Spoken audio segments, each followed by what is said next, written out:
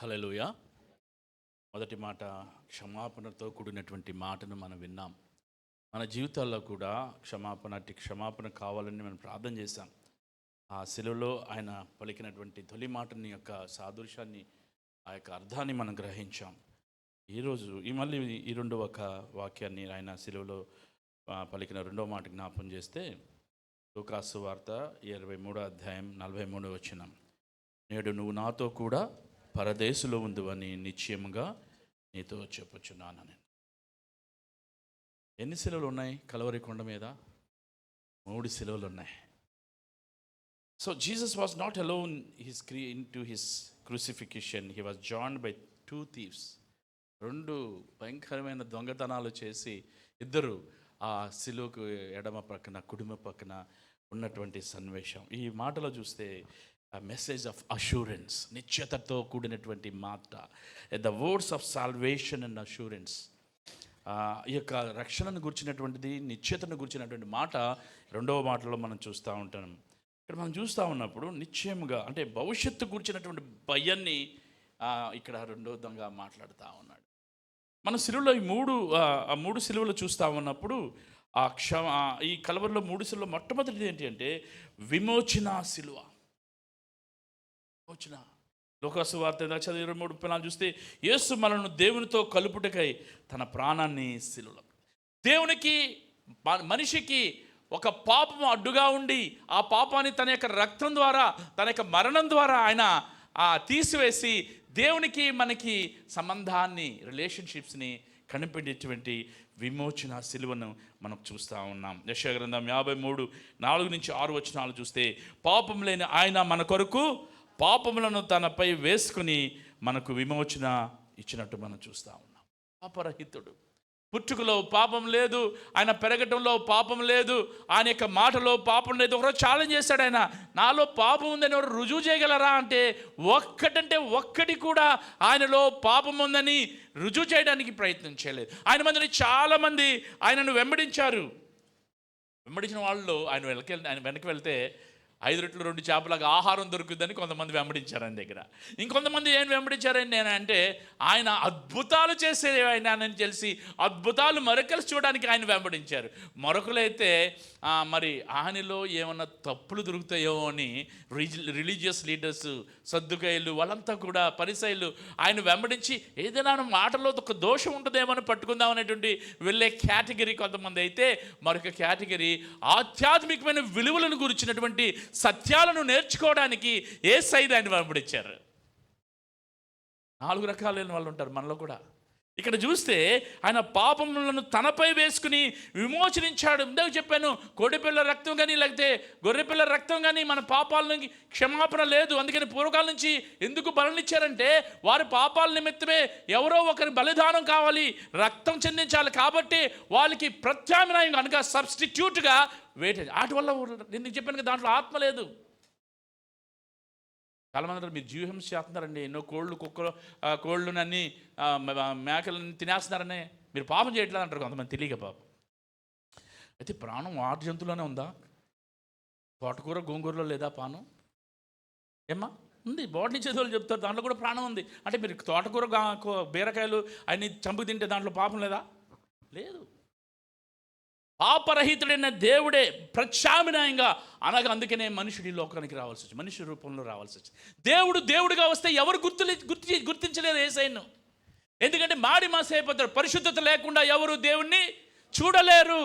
అలాంటి దేవాది దేవుడే తన ప్రియ కుమారులు పాపం చేసి వారు చనిపోతున్నారు, మరణానికి బానిసలైపోతూ ఉన్నారు, నరకానికి వెళ్ళిపోతున్నారు అన్నటువంటి ఆవేదనతో ముందుగానే ప్రవక్తల ద్వారా ప్రవచింపబడి ఆయన ఈ లోకానికి వచ్చాడు. ఏదో దడేల్మని వచ్చేసేలా ఆయన పుట్టక ముందే 2000 సంవత్సరాల పూర్వమే ఆయన గురించినటువంటి యెషయా ప్రవక్తించాడు. చాలామంది ప్రవచించారు, పాపములను తనపై వేసుకుని. అనగా ఇక్కడ మన చేతిలో పాపం ఉంటే ఈ పాపాన్ని ఆయన మీద మోసుకుని మనల్ని ఖాళీ చేసేసి, మనల్ని పవిత్రులు చేసి, మనల్ని పరిశుద్ధులుగా చేసి, పరలోక రాజ్య వారసులుగా చేసి ఆయన పాపాన్ని ఆయన మీద వేసుకుని ఆయన చనిపోవాల్సిన పరిస్థితి ఏర్పడింది. రెండో సిలువను అంటే ఆయన త్యాగం ద్వారా మనకు క్షమాపణ లేదా కృప నిత్యం లభించినాయి. ఆయన యొక్క ఆ మరణం ద్వారా. రెండవ సిలువ తిరస్కరించినటువంటి సిలువ. లూకాసు వార్త 23:39 చూసాం. అక్కడ చూస్తే ఒక దొంగ యేసుని ఎగతాళి చేస్తా ఉన్నాడు. అక్కడ ఏమని ఎగతాళి చేస్తా ఉన్నాడు? నువ్వు క్రీస్తు కాదా? నువ్వు రక్షించుకుని మళ్ళీ ఆఖరిని కూడా అవమానమేనండి సిలువలో. నువ్వే దేవుడు అయితే, నువ్వే యేసయ్యవైతే, నువ్వే యేసు ప్రభు అయితే, నువ్వే రక్షకుడు అయితే నువ్వు రక్షించుకోవాయా? ఎందుకు ఇది? చాలామంది హైందువులకు, మన సహోదరులకు అర్థం కాని విషయం ఏంటంటే, ఎందుకు చనిపోవాలి ఆయన దేవుడైతే? అర్థం కాదు వాళ్ళకి. ఆయన ఎన్నికేపాడులో ఉన్న వాళ్ళు అందరూ రక్షణ పొందాలంటే పొందలేరా? పొందగలరు. ఆయన శక్తిమంతుడు. ఆయన నోటి మాట ద్వారానే సృష్టించబడి, మనం ఆయన మాట ద్వారానే సృజించబడితే ఆయన అందరినీ మొత్తం ప్రపంచం అంతా రక్షణ పొందుతారు. అది కాదు ఆయన రక్షణ ప్రణాళిక. తన బలహీనతను గ్రహించుక జన సమూహంతో కలిసి ఆయన తిరస్కరించాడు. అసలు వీడు దొంగ అయ్యుండి దొంగతనం చేసిన దాన్ని బట్టి సిలువ మరణం ఇస్తే అది గ్రహించకుండా వాడేం చేస్తాడంటే ఎగతాళితో కూడిన మాటలు. అదే తిరస్కరణ సిలువ. ఆ సిలువ మీద ఉంటూ ఈ రోజుల్లో కూడా మనం బయటకు నీతిమంతులకు కనిపిస్తున్నాం, లోపల పోరాటం చేస్తూ ద్వంద్వ జీవితం గడుపుతుంటుంటాం. చాలామంది బయట ఒక జీవితం, మన సీక్రెట్ జీవితం, నా పర్సనల్ లైఫ్ అండి అంటుంటారు చాలామంది, వ్యక్తిగత జీవితం అని అంటుంటారు. కానీ క్రీస్తు రక్తం మన మృత మనస్సాక్షిని, హెబ్రీయులకు రాసిన పత్రిక 9:13-14 చూస్తే, మరియు చెడు మనస్సాక్షిని హెబ్రీయుల పత్రిక 10:20 చూస్తే శుద్ధి చేయగలదు. మన మనస్సాక్షిని, ఇన్నర్ లైఫ్ని, నీ యొక్క ప్రైవేట్ లైఫ్ని, నీ యొక్క వ్యక్తిగత జీవితాన్ని, నీ రహస్యమైన పాపం పైకి బాగా కనిపిస్తున్నారు యవనస్తులు ఈ రోజులు. వాళ్ళ హృదయంలో చాలా అశుద్ధత, వాళ్ళ మనసులు అపరిశుద్ధితో నిండిపోతా ఉన్నాయి. వారు సెల్ ఫోన్, వాళ్ళ ప్రపంచం అంతా చేతులు ఉన్నాయి, చూడరానివని చూస్తూ ఉన్నారు. ఒకటి క్లిక్ చేస్తే వస్తుంది, అదేంటో చూద్దాం, ఇంకొకటి గంటలు రాత్రులు సెల్ ఫోన్ ముందు వాళ్ళ మనసుని చంపుకుంటూ ఉన్న వాళ్ళకి దేవుడు చెప్తాడు, అది కూడా నేను శుద్ధి చేయగలను. మూడోది పశ్చాత్తాపంతో కూడిన సిలువ. విమోచన, తిరస్కరణ, పశ్చాత్తాపం. ఆ పశ్చాత్తాపం లూకాసు వార్త 23:40-43 చూస్తే మరొక దొంగ నమ్రతతో తర్వాత విధేయతతో వాడిని తెలుసుకున్న వాడికి ఏమని చెప్తున్నాడు ఇక్కడ? మరొక దొంగ వినమ్రతతో, యేసు నీవు నీ రాజ్యంలోనికి వచ్చినప్పుడు నన్ను జ్ఞాపకం చేసుకుందామని అడిగాడు. ఇది పశ్చాత్తాపం మరియు విశ్వాసంతో కూడిన ప్రార్థన.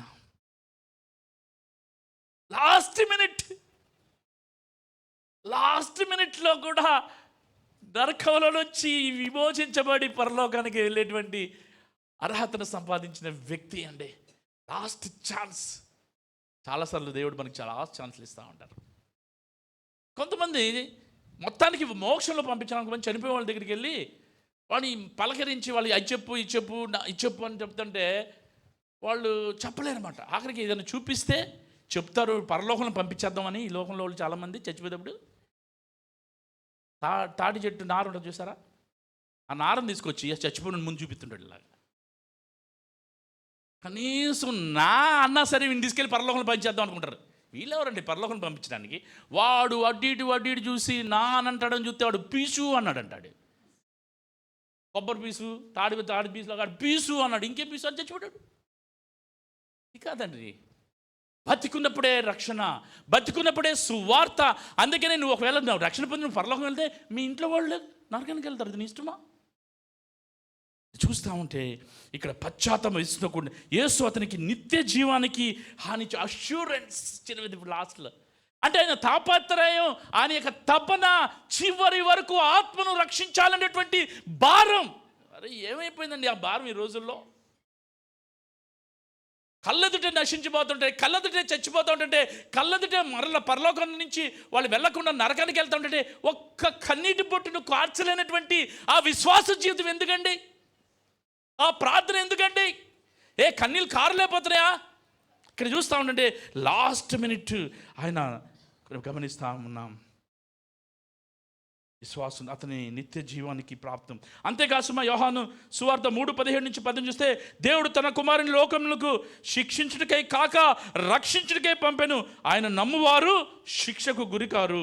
శిలువపై మనం స్పందన మన ఆత్మీయ జీవితం నిర్ణయిస్తుంది. అది మన ఆరాధనను, ఆశను, సేవను బలపరుస్తుంది. మన సేవ, మన ఆరాధన, మన యొక్క ఆశ బలపరుస్తుంది.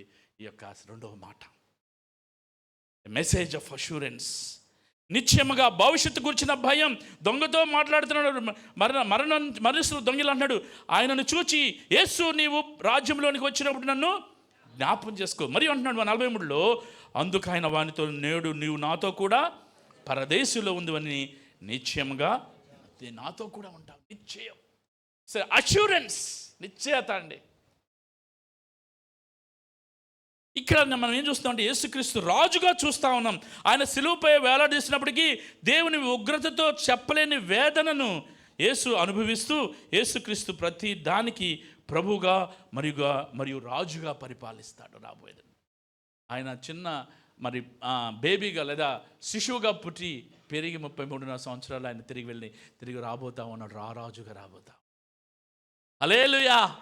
ఆయన మామూలుగా రారాజుగా రాబోతా ఉన్నాడు. ఆయన పరిపాలన చేయడానికి రాబోతా ఉన్నాడు. ఆయన రాజ్యాన్ని పవిత్రపరచడానికి రాబోతా ఉన్నాడు.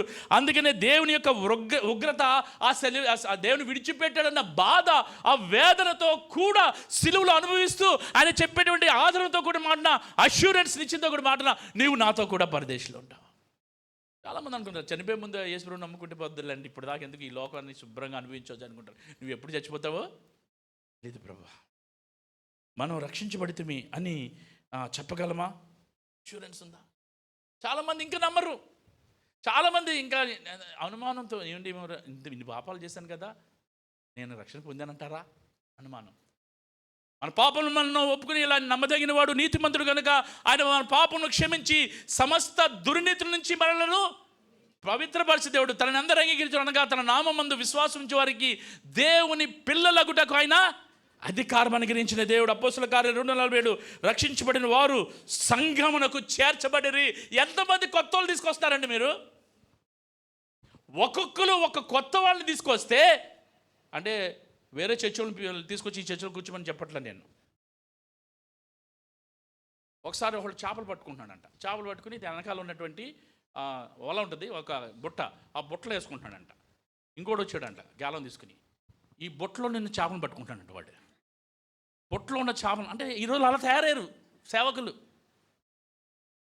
ఎందుకంటే వాళ్ళు వెళ్ళి ఎక్కడ సువార్త లేదో అక్కడ కాదు, కోపం వచ్చేసింది, పెద్దల మాట పాస్టర్ గారు వింటలేదు, అందుకని 50 మంది 20 మంది తీసుకెళ్ళిపోయి ఇంకో సంఘాన్ని పెడతాడు. ఆ సంఘాలు నిలవండి. కొంతకాలమే నేను చూసాను చాలా సంఘాలు. ప్రియమైన వారులారా, నూతనంగా ప్రభు యొద్దకు తీసుకొచ్చి చాలామంది హైందవులు ఈరోజు వాళ్ళ ఆత్మలో శూన్యత కలిగి దేవుడిని ఎరగని వారుగా, దేవుని తెలియని వారుగా ఉంటే, మీ యొక్క ప్రార్థన లేదా వాళ్ళ ఇంట్లో సమస్యలు ఉంటే వాళ్ళు మీ యొద్దకు వస్తే వాళ్ళకి దేవుడే సమాధానం ఇవ్వగలడని, ఆ సమస్యలు తీర్చగలడని ఎంతమంది సువార్త చెప్తున్నారు. సువార్త చాలా ఈజీ అండి, మీకు తెలియదు. Personal evangelism. బస్సులో వెళ్తూ ఉంటాను, నేను కారులో వెళ్తుంటాను, ట్రైన్లో వెళ్తూ ఉంటాను, ప్లేన్లో వెళ్తూ ఉంటాను. నా పక్కన కూర్చొని చెప్పకుండా ఉండలేనండి నేను. మామూలుగా వాళ్ళు అడుగుతారు నన్ను, మీరు ఏంటంటే సార్, మీరు ఎక్కడి నుంచి వస్తున్నారు, ఎక్కడికి వెళ్తున్నారు? ఒక మాట చెప్తే వదలరు వాళ్ళు. ఉద్యోగం అంటే ఏ ఉద్యోగం, ఎక్కడ చేస్తున్నారు, ఎంత జీతం, చక్కగా వాళ్ళు అడుగుతారు. సమయంలో మనం జ్ఞాపం చేసుకుందాం. యేసుక్రీస్తు రాజుగా చూస్తాం. ఆయన సిలువలో వేలాడుతున్నప్పుడు దేవుని ఉగ్రత నుంచి కూడా, ఇక్కడ సార్వభౌమ రాజు, దేవుని రాజ్యానికి అధిపతి, ఆయనను వేడుకున్న వాడిని రక్షించాడు. ఇక్కడ రాజు కృప తలుపు తెరుస్తూ ఉన్నాడు.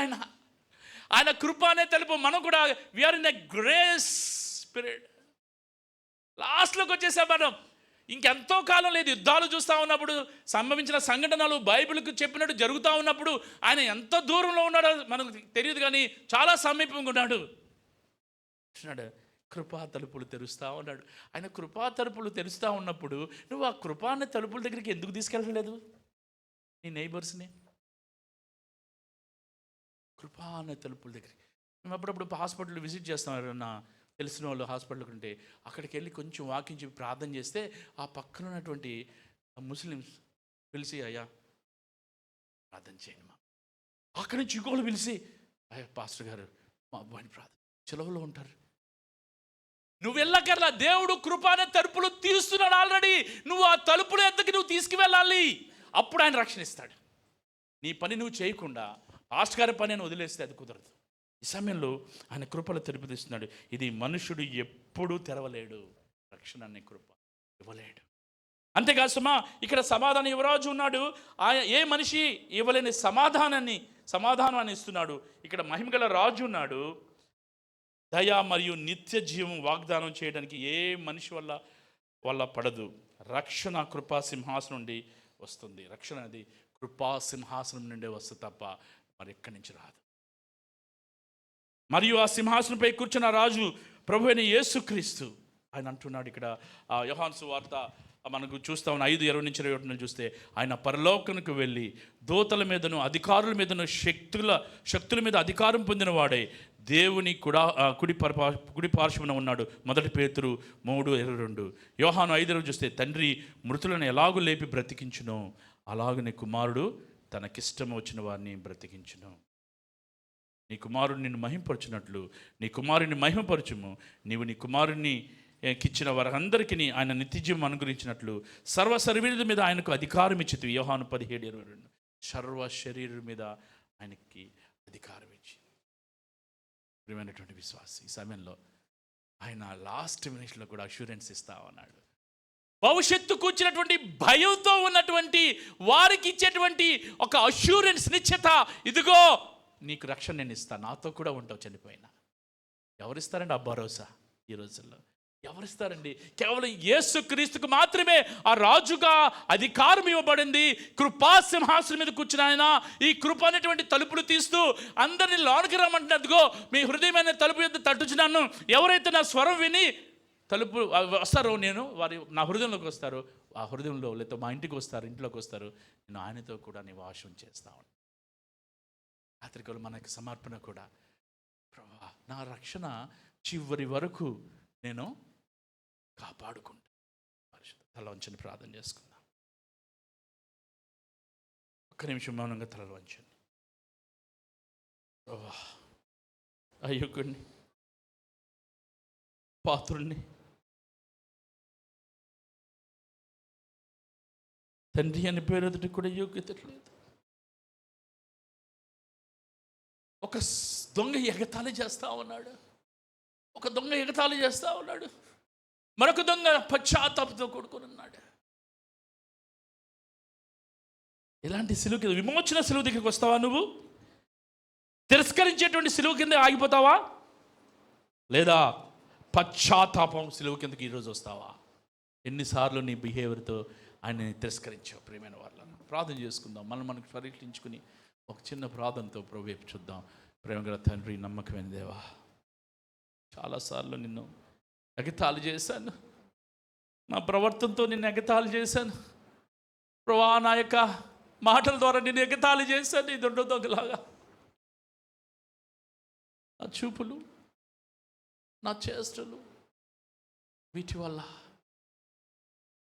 నన్ను క్షమించు ప్రభా. ఇతరులకి రక్షణను గురించినటువంటి సువార్తను చెప్పే విషయంలో వేగిరపడడానికి సహాయం చేయండి.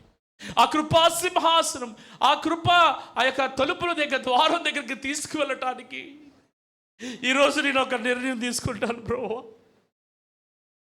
పక్కన వాళ్ళని మీరు ఎందుకు వచ్చి మా సంఘంలో వాక్యం వినకూడదు అని ఆహ్వానిస్తాను ప్రభువా. అతి ధన్యత నాకు దయచేయండి. యేసు నామములో అడుగు వేడుకొంచున్నాం తండ్రి.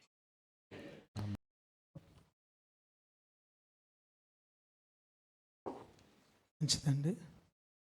ఇంతవరకు శిలువ ధ్యానాల్లో 2 అమూల్యమైన మాటలు విన్నాం. వినిపించినటువంటి దైవజనులు ప్రభు గారికి ప్రేమపూర్వక వందనాలు. అలాగే నా తోటి విశ్వాస సమాజానికి ప్రేమపూర్వక వందనాలు తెలియజేస్తూ ఉన్నాను. మీరు ఇప్పటికప్పుడు నన్ను క్షమిస్తానంటే ఒక మాట చెప్తాను. క్షమాపణ గురించి మనం విన్నాం కదా.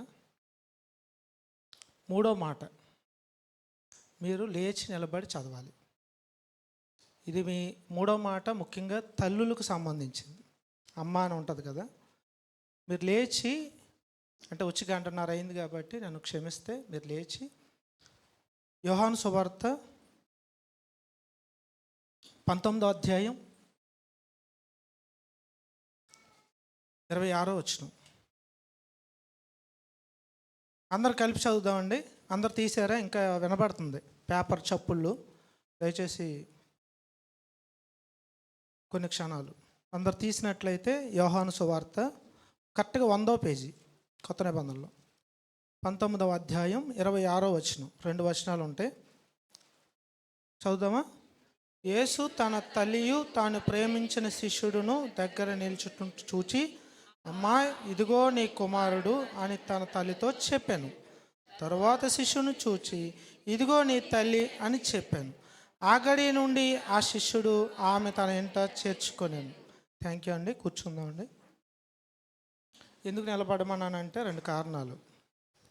ఒకటి, ఇలా లేచి నిలబడడం ద్వారా, అంటే ఒక జాతీయ గీతం పాడేటప్పుడు లేచి నిలబడతాం కదా. యేసుప్రభు వారు 7 మాటలు శిలువ మీద ఉండి చెప్పారు. వినటానికి రాయడానికి తేలికే. యోహాను గారు రాశారు, మనం చదువుతున్నాం. కానీ పలికిన ఆయనకి ఎంత భారం, ఎంత బలహీనత, ఎంత వేదన. మన సామాన్యంగా ఇది చదవడానికి పట్టిన సమయం కేవలం కొన్ని నిమిషాలే. కానీ ఉదయం 9 కానించి మధ్యాహ్నం 3 వరకు 6 గంటలు 7 మాటలు. అంటే ఒక్కొక్క మాటకే గ్యాప్ ఉందా లేదా? వెంటనే పలికిన మాటలు కాదు ఇది, కొంత గ్యాప్ ఇచ్చి మాట్లాడారు.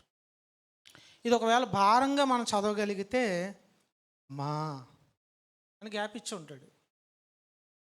తీసుకోవాలి కదా ఊపిరి, కొంచెం బలం తెచ్చుకోవాలి కదా. ఎందుకంటే దగ్గర మొత్తం నిల్చున్న వాళ్ళందరినీ చూశాడు యేసు ప్రభు వారు. చూస్తే వాళ్ళకి యేసు ప్రభు వారికి 2 కనిపించారు. ఈ 2 వచనాల్లో మనం 3 వ్యక్తులను చూస్తున్నాం. ఒకరేమో యేసుక్రీస్తుల వారు, రెండో వ్యక్తి తల్లి అయిన మరియ, మూడవ వ్యక్తి శిష్యుడు కదా. అయితే యేసుక్రీస్తు కుటుంబం చాలా పెద్దదే. కానీ ఆయన చనిపోయే సమయానికి ఆయన దగ్గర ఉన్నది ఎవరు? ఒక తల్లే ఉంది.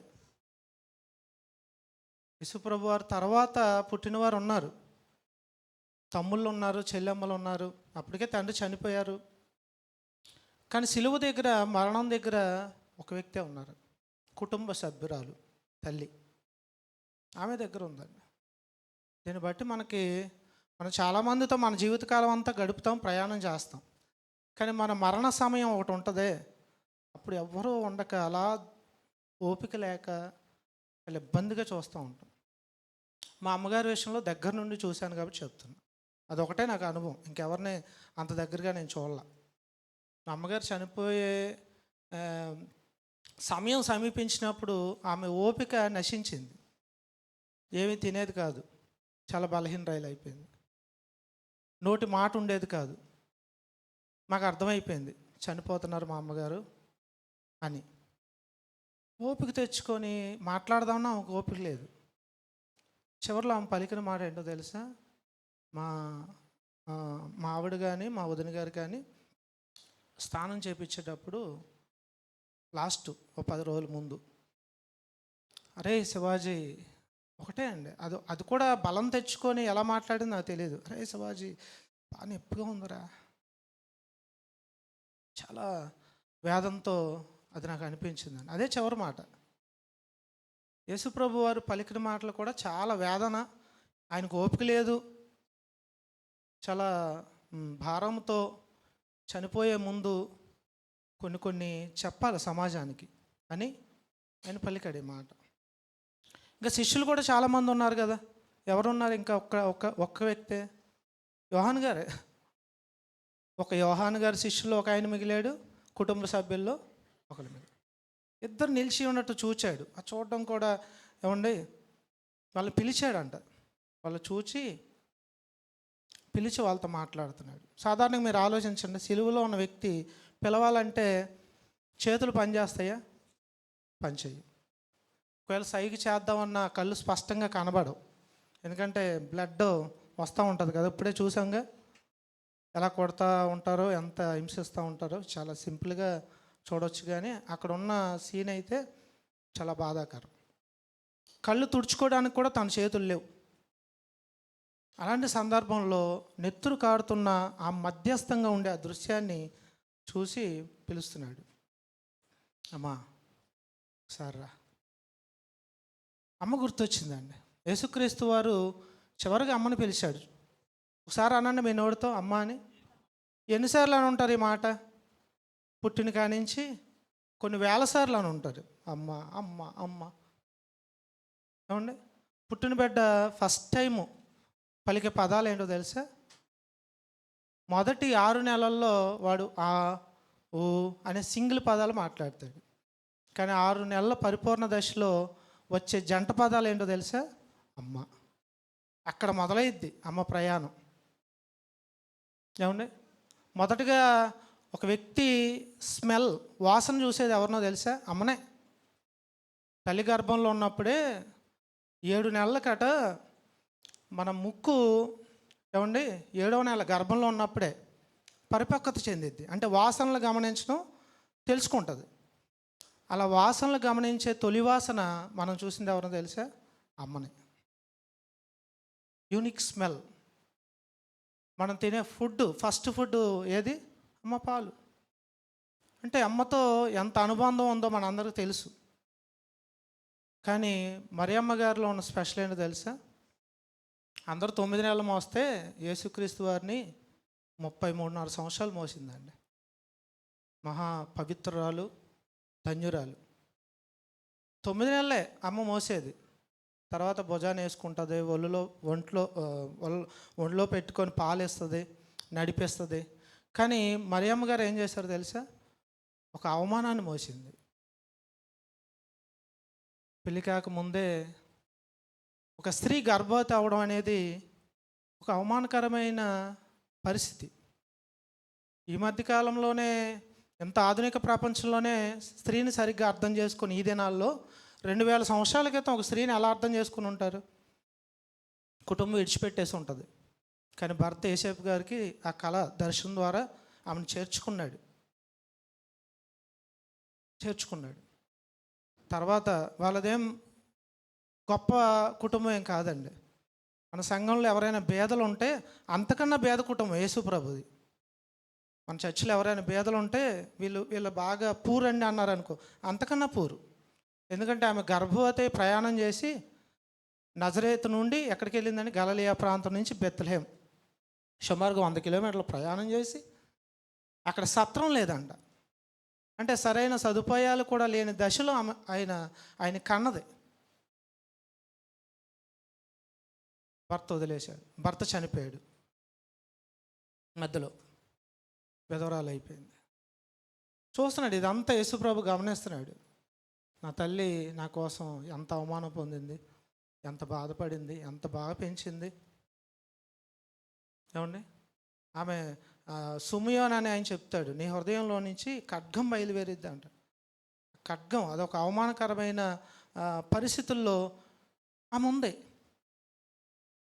ఇప్పుడు మరియమ్మ గారికి ఎంత గౌరవం ఉంటుందో తెలుసా? ఆర్సీఎం వాళ్ళంటే ఎక్కువ ఎవరిని ప్రేమిస్తారు? ఇప్పుడు వాళ్ళ ఆస్తులన్నీ, ఇప్పుడు ప్రపంచంలో ఎక్కువ ఆస్తులు ఉన్నాయన్నీ ఆర్సీఎం వాళ్ళకి. వాళ్ళ ఆస్తులన్నీ ఒకవేళ ఆమె సజీవంగా వస్తే ఆమె పాదాల ముందు పెట్టేస్తారు. కానీ ఆమె బ్రతుకున్నప్పుడు ఆ స్థితి లేదు. కనీసం పట్టెడు అన్నం కూడా పెట్టే దిక్కు లేదు. పిల్లలు కూడా పట్టించుకోవాలి. వెళ్ళిపోతావా యేసుప్రభుతో వెళ్ళిపో అని వదిలేసిన క్షణం. కానీ యేసుక్రీస్తుల వారు గమనించి అమ్మని అప్పచెప్పాలి. అమ్మ నేను చూసుకోవాలి కదా, ఆ బాధ్యత నాకు ఉంది కదా. ఎందుకంటే పాత నిబంధనలో 10 ఆజ్ఞల్లో అది ఒక ఆజ్ఞ కదా. నువ్వు దీర్ఘాయుష్మంతుడు అవ్వాలంటే నీ తల్లిని తండ్రిని సన్మానించు. ఆజ్ఞ ఎవరైతే చెప్పాడో ఆయన అది కూడా చేయాలి కదా. నేను ఇప్పుడు చెప్పానండి, నేను చేయగలిగితే ఆ మాట చెప్పగలగాలి. దేవుడు అన్నాడు నీ తల్లిని తండ్రిని సన్మానించు. ఇప్పుడు యేసుప్రభు వారు పాటిస్తున్నారుగా. తల్లిని పిలిచి, తాను ప్రేమించిన శిష్యుని పిలిచి, ఇదిగో ఎక్కడి నుంచి ఈ తల్లి నీ తల్లి, ఇదిగో ఎక్కడి నుంచి శిష్యుని పిలిచి ఇక్కడి నుంచి నీ తల్లి, ఇదిగో నీ కుమారుడు అని ఇద్దరిని అప్పచెప్పేశాడు. ఈ మాటలో నాకు అర్థమైంది ఏంటంటే అండి, బాధ్యత. పుట్టంగానే ప్రతి ఒక్కరికి బాధ్యతలు ప్రారంభం అవుతాయి. కానీ కొంతమందికి మధ్యలోనే విడిచి వెళ్ళిపోతారు, ఆ బాధ్యతల నుంచి తప్పుకుంటారు. ఎందుకంటే ఆ బాధ్యతలు వాళ్ళు భరించలేని స్థితిలో ఉన్నప్పుడు కొంతమంది డ్రాప్ అయిపోతారు. కానీ చివరి నిమిషం వరకు బాధ్యత మర్చిపోలేదు. బాధలో కూడా బాధ్యతను మర్చిపోని ఆపద్బాంధవుడు. అందుకే మూడో మాటకి నేను పెట్టిన అంశం ఏంటో తెలుసా? మంచి ఆపద్బాంధవుడు ఆయన. మంచి సమరయుడి గురించి విన్నాం, మంచి కాపరి గురించి విన్నాం, మంచి ఆపద్బాంధవుడు. ఆపద్బాంధవుడు అంటే ఆపదలో ఉన్నవారిని కాపాడేవాడు. బంధువుగా, స్నేహితుడిగా, సహాయకుడిగా కాపాడేవాడు. ఏంటి ఆపద? అసలు ఆయనే ఆపదలో ఉన్నాడు కదా. సిలువలో ఆయనే ఆపదలో ఉన్నప్పుడు మన ఆపదలు ఎలా తీరుస్తాడు? ఏమండి, సిలువలో ఉన్నది ఆయన ఆపద కదా. చాలామంది ఇదే ప్రశ్న, ఏంటన్నా మీరు యేసుప్రభుని నమ్ముకున్నారు, ఆయనే దాని నుంచి తప్పించుకోలేకపోయాడు, మిమ్మల్ని ఎలా తప్పిస్తాడు అని ఒక పదజాలం వాడతారు. ఏమండి, అసలు ఆపదలో ఉన్నది ఆయన కాదండి, మనం మానవ సమాజం అంతా ఆపద. పాపం అనే ఆపదలో దేవుని ఉగ్రతలో ఉంది. ఉగ్రతలో ఉన్న దినాలు కొన్ని వేల సంవత్సరాలు గడిచినాయి. ఆదాము దగ్గర నుంచి గడుస్తూ గడుస్తూ గడుస్తూ తరాలు, సంవత్సరాలు వెళ్ళిపోతున్నాయి. కానీ ఆపద మాత్రం తీరల. సరైన టయానికి వచ్చాడండి యేసుప్రభు. సరైన టయానికి వచ్చాడు. ఆపద అంటే నాకు గుర్తు వస్తుంది. ఇప్పుడు ఏదైనా ప్రమాదం జరిగింది అనుకోండి, ఏదైనా రోడ్డు మీద యాక్సిడెంట్ అయితే ఫస్ట్ పోలీసు సిబ్బంది వచ్చి ఆ ప్రమాదాన్ని నివారిస్తారు. మన అపార్ట్మెంట్లో కానీ పక్కన కానీ ఎక్కడైనా ఏదైనా హత్య, ఏదైనా నేరం జరిగితే ఎవరు వస్తారు? పోలీస్ సిబ్బంది వస్తారు. సహజంగా పక్కన వాళ్ళు వచ్చినా పోలీసు వారు వస్తారు. పోలీసులు ఏమంటాం మనం? రక్షకులు. ముందు రక్షకులు వస్తారు. ఒక గంటల గారు వచ్చిందండి, అరుచుకుంటా ఊరికనే వస్తుందా? ఏదైనా ప్రమాదం ఉంటే వస్తుందా? ప్రమాదం ఉంటేనే వస్తుంది. ఏదో చూద్దాంలే ఇక్కడ చర్చి చూద్దాం ఒకసారి అని కారు వేసుకొచ్చినట్టుగా ఒకసారి గంటల గారు వచ్చి వెళ్ళిద్దా? వెళ్ళదు. ఏదో ప్రమాదం ఉంది, ఓకే, ఇది మీకు అర్థమైతే ప్రపంచం అనే ప్రమాదం అంచున ఉంటే లోకరక్షకుడు వచ్చాడు, మహారక్షకుడు. అంటే ఆయన వచ్చాడంటే అక్కడ ఏదో ప్రమాదం ఉంది. ఏంటి ఆ ప్రమాదం? అందరము ఏ భేదం లేదు, ఏ జాతి లేదు, స్త్రీ పురుషులని లేదు, అందరూ దేవుడు అనుగ్రహించి మహిమ పొందలేకపోతున్నాం. దేవుడిచ్చే ఆశీర్వాదాలు పొందలేకపోతున్నాం. దేవుడు మన కోసం ఎన్నో చేశాడు. మనకు కనబడే ప్రపంచం చాలా చిన్నదండి, కానీ కనబడిన ప్రపంచం చాలా గొప్పది. అంత గొప్ప ప్రపంచం నీకోసం ఎదురు చూస్తుంటే ఎవరు రాకపోతే ఆయన ఏమనుకుంటాడు? పెద్ద ప్రపంచాన్ని కలిగించాడు. ఇప్పుడు మన పిల్లలకి చాలా సంపాదిస్తామండి, అన్నీ సిద్ధపరుస్తాం. కానీ వాళ్ళు ఏదో ఊరు వెళ్ళిపోయి రాను అన్నారు అనుకోండి, సంపాదించిందంటే ఎవరికి ఇవ్వాలి? ఎటు వెళ్ళిపోద్ది సంపాదన అంతా? అరే నేను కష్టపడి రెక్కల మొక్కలు చేసింది నా పిల్లలకే కదా, వాళ్ళు అనుభవిస్తారనే కదా. ఇప్పుడు దేవుడు కూడా అదే అనుకుంటున్నాడు. మీకోసం నేను నిత్య జీవాన్ని, పరలోకాన్ని ఇవ్వాలంటే ఎవరో రావట్లే. అందుకే ఆయన ప్రియకుమారుడిని యేసుక్రీస్తుని వారు పంపించి మనతో సమాధానం పరిచి పంపించారండి. మనల్ని ఆయన దగ్గరికి చేర్చుకున్నాడు. ఆపద నుంచి మనల్ని తీర్చిన స్నేహితుడు, సహాయకుడు, ఆపద్బాంధవుడు ఆయన. ఏమండి, రోజు సిలువ గురించి చాలా విషయాలు మాట్లాడుతున్నాం. సిలువలో సత్యం ఉంది కనుక ఇప్పటివరకు సజీవంగా ఉంది. ఒకవేళ సత్యం లేకపోతే మొదటి శతాబ్దంలో 50 సంవత్సరాల్లోనే కనుమరుగైపోయింది. సత్యం ఉంది. సిలువ అబద్ధం అనుకుంటే అది ఎప్పుడో సమాధి అయిపోయేది. అది ఇప్పటివరకు నిలిచే ఉంది. అంత ఎందుకండి, ఒక 70-80 సంవత్సరాల క్రితం మన స్వతంత్రం రావడానికి గాంధీ గారు చాలా ప్రయాసపడ్డారు, త్యాగం చేశారు. కానీ ఈనాటి జనరేషన్కి ఎలా ఉందో తెలుసా? గాంధీ గారికి ఒక పేరు పెట్టారు తెలుసా? బూందీగాడట. సోషల్ మీడియాలో ఇప్పుడు వచ్చిన యువత బూందీగాడు. గాంధీ గారిని ఎలా మార్చారు? బూందీగాడు అనే ఒక హేళన పదంతో వాడుతున్నారు. అంటే ఆయన చేసిన త్యాగం ఏం చేశారు? జనం మర్చిపోయారు. ఆయన కష్టం మర్చిపోయారు, ఆయన బాధ మర్చిపోయారు, దేనికోసం అయితే ఆయన ఉద్యమం చేశాడో అదంతా మర్చిపోయారు. ఈ రోజుల్లో ఒకవేళ రూపాయి నోటు మీద ఆయన బొమ్మ లేకపోతే ఆయన ఇంకా ముందే మర్చిపోలేము. కనీసం ఆ డబ్బులు చూసినప్పుడైనా ఆయన కనబడుతున్నాడు. కేవలం 70-80 సంవత్సరాల క్రితం మన మధ్యలో ఉన్న గాంధీ గారిని మర్చిపోతుంటే 2000 సంవత్సరాల క్రితం యేసుక్రీస్తు వారు అసలు కనుమరుగైపోయేదండి. ఇంకా మన మనస్సుల్లో ఆయన స్థానం అంత గొప్పగా ఉందంటే దానికి కారణం సిలువ. దానికి కారణం సిలువ అండి. ఒక నిలువు చెక్క, ఒక అడ్డ చెక్క. ఆయన సింబల్ అది. ఆయన సింబల్ అది. ఒక దేశానికి జాతీయ జెండా ఉంటుంది, అది దేశానికి సింబల్. అది ఒక పార్టీకి సింబల్ ఉంటుంది, అది ఆ పార్టీ సింబల్. యేసుక్రీస్తు సింబల్ ఏంటంటే ఒక అడ్డ కర్ర, అడ్డ చెక్క, నిలువు చెక్క. అది చూడంగానే ఎవరికైనా అర్థమైపోద్ది ఆ సింబల్ని. ఆ సింబల్ మీద మనిషి ఉండవసరంలా, వేరే బొమ్మ కూడా ఉండవసరంలా, అది ఉందంటే చాలు. ఏమండి, ఇప్పుడు రోడ్డు మీద ఈ ఎనకేపాడు వీధుల్లో ఎవరైనా కత్తి పట్టుకొని వెళ్తున్నారు అనుకోండి, కోపంగా, చాలా ఆవేశంగా, కుర్రోడు కత్తి పట్టుకొని వెళ్తున్నాడు, చాలా ఆవేశంగా, చాలా పౌరుషంగా వెళ్తున్నాడు. ఎవరైనా ఆపుతారా? ఎవరు ఆపలేరు. ఎందుకంటే చాలా కోపంగా ఉన్నాడు. గబుక్కుని ఆపితే ఏం చేస్తాడు ఏంటని వాడిని ఆపం. ఒక సిలువ పెట్టుకొని వెళ్తున్నాడు ఒక కుర్రోడు, వాడిని ఆపుతున్నారా? సరే ఏదైతే ఏముందిలా అంటున్నారా? ఆపుతున్నారు. అంటే కత్తి చూసినా వాళ్ళకి భయం లేదు, కానీ ఆకారం చూస్తేనే భయం. ఎందుకంటే నశించే వారికి సిలువ ఎలా ఉందండి? వెరితనంగా ఉంది. వెరితనం. ఈ రోజుల్లో సిలువ అంటే వెరితనం. సిలువను ఆశ్రయించిన వారంటే వెరితనం. సిలువ మీద ఉన్న ప్రభువుని అంగీకరించామంటే గొర్రెలు.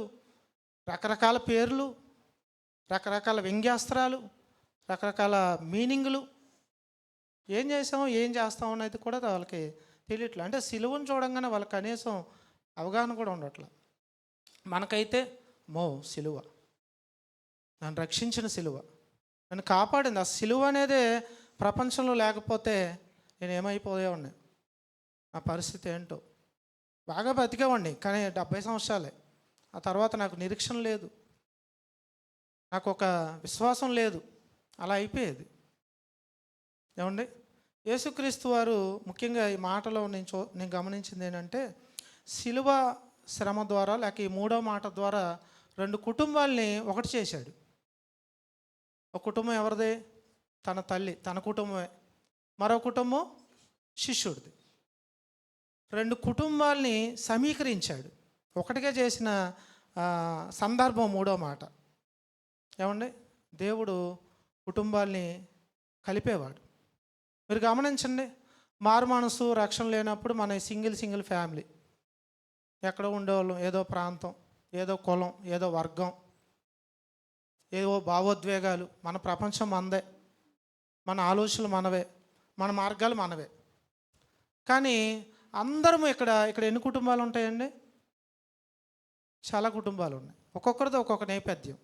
మన అందరినీ ఇక్కడ తీసుకొచ్చింది ఏంటో తెలుసా? సిలువే. సిలువ వార్త.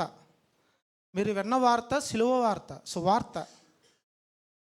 సువార్తలో ఆయన జననం, ఆయన మరణం, ఆయన సమాధి, ఆయన పునరుద్ధానం, 4 అంశాలు ఉంటాయి. ఆ వార్త విని స్పందించి నేను పాపిని ప్రభువా అని ఒప్పుకొని ఇక్కడికి వచ్చాం. ఇప్పుడు సమాజంలో ఉన్న మన సింగిల్ ఫ్యామిలీ ఇప్పుడు సంఘంలో ఒక పెద్ద కుటుంబం అయిపోయింది. ఇప్పుడు అనేక కుటుంబాల సమూహమే సంఘం. ఇందులో ఏ భేదం లేదు, ఏ ప్రస్తావన లేదు, స్త్రీ పురుషుడు, దాసుడు, యజమానుడు, ఏదీ లేదు. అందరం ఒకే ఫ్యామిలీ. దేవుడు ఒకే ఫ్యామిలీగా చూడాలనుకుంటాడండి సంఘాన్ని. అందుకే సంఘాల్లో విభేదాలు ఉంటాయి, ఆయనకు నచ్చదు. సంఘంలో రాజకీయాలు ఉంటాయి, ఆయనకు నచ్చదు. సమాజంలో ఉన్న ఓకే, దేవుని ప్రేమ తెలియదు, దేవుని త్యాగం తెలియదు, కానీ సంఘంలో మాత్రం అలాంటి రాకూడదు అనుకుంటాడు దేవుడు.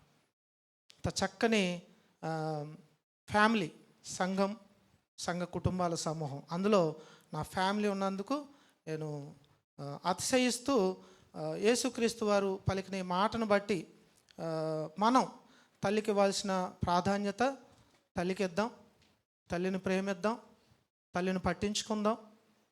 ఏమండి, మీ తల్లులను ఒకసారి పలకరించండి, ప్రేమించండి, సమాధానం లేకపోతే సమాధాన పడండి. ఓకేనా? ఇక తల్లిగా మరి గారు కొడుకుని ఏ విధంగా పెంచిందో మనకు తెలుసు. పిల్లల్ని ఎలా పెంచాలో మరి అమ్మగారు అనేక విషయాల్లో మాదిరి. ఏమండి, లోకాన్ని రక్షించడం కోసం తన బిడ్డనే పణంగా పెట్టింది. ఎంత త్యాగం అండి! అలా ముగ్గురులో త్యాగాలే కనబడుతున్నాయి. యోహాను గారు తన తల్లి కాకపోయినా ఏమండి తల్లిని హక్కుని చేర్చుకొని, ఆ చివరి చూస్తారా, ఆ చివరి భాగం 27వ వచనం. ఆ గడియ నుండి ఆ శిష్యుడు ఆమెను తన ఇంటి చేర్చుకున్నాడు. ఇతను కూడా ఆజ్ఞకు లోపడ్డాడు. నువ్వు దీర్ఘాయుష్మంతుడు అవ్వాలంటే నీ తల్లిని తండ్రిని సన్మానం. తన తల్లినే కాదు,